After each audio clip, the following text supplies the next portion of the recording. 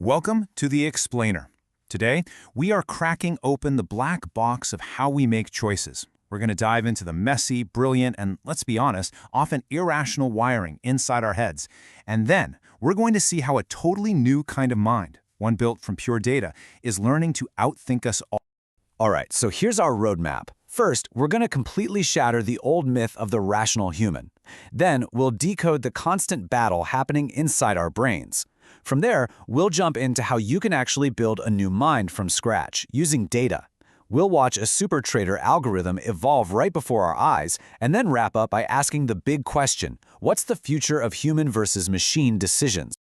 You know, for centuries, the entire field of economics was pretty much built on one single, powerful idea about how we choose. It was elegant, it was simple, and as it turns out, it was profoundly wrong. So, it all boils down to this one simple question. Are we rational? For the longest time, the experts just assumed the answer was yes, of course. But reality, as it usually does, turned out to be a whole lot messier and way more fascinating. See, traditional economics gave us this concept of the rational agent. Think of it as a perfect, logical, human calculator in your head that always makes the optimal choice for you. But here's the thing. When scientists actually put this idea to the test in the real world, the theory just crumbled. People consistently made choices that defied pure logic, especially when things got risky. The model just didn't match how we actually behaved. And one of the biggest cracks in that whole rational agent theory is a powerful, deeply ingrained bias we all share: loss aversion. Thanks to pioneers like Daniel Kahneman and Amos Tversky, we know that the pain of losing, say, $100 feels about twice as strong as the pleasure of finding $100. Now, that's not logical, but it is 100% human.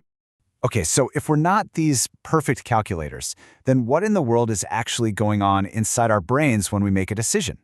Well, that's where this amazing field called neuroeconomics comes in.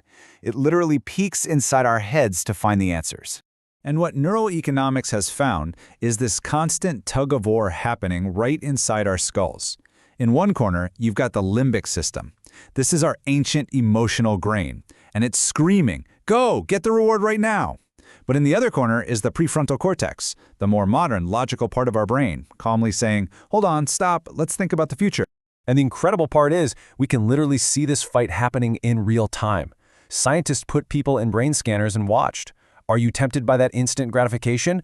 Boom, your emotional limbic system lights up like a Christmas tree. But if you make a patient, long-term choice, it's your logical prefrontal cortex that's firing on all cylinders. And that painful sting of loss, that's your amygdala, the brain's fear center, lighting up, proving it's a gut feeling, not a logical calculation. Okay, so understanding our brain's bugs is one thing.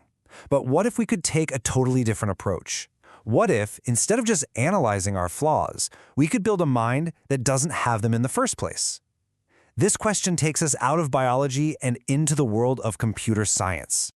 This quote by the statistician Leo Breiman just nails the massive shift in thinking here. The old way was to dream up a perfect mathematical theory for how a mind should work and then try to fit the data to it. The new way? It says, forget the theory.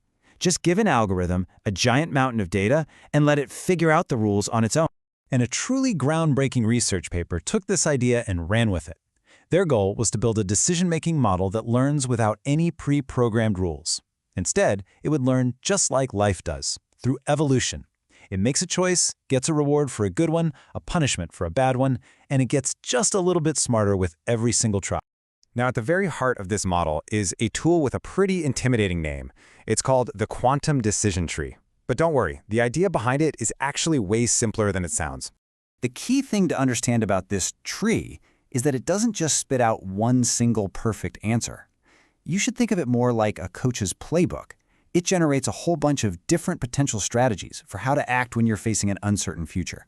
So here's how that abstract playbook turns into real-world actions. After sizing up a situation, it might produce strategy 1, which says, "I am 100% certain, buy now." Or it might come up with a more cautious strategy 2, saying, there's a 96% chance we ought to sell here. So instead of just one rigid answer, it gives a whole range of possibilities, each with its own confidence level.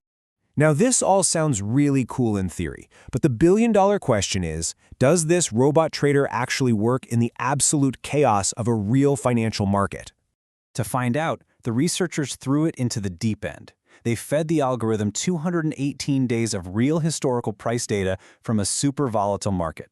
They basically let their algorithm play the market again and again and again, learning from every win and every loss to evolve the absolute best trading playbook possible. The learning process they used is literally survival of the fittest. It all starts with a population of 300 completely random decision-making models.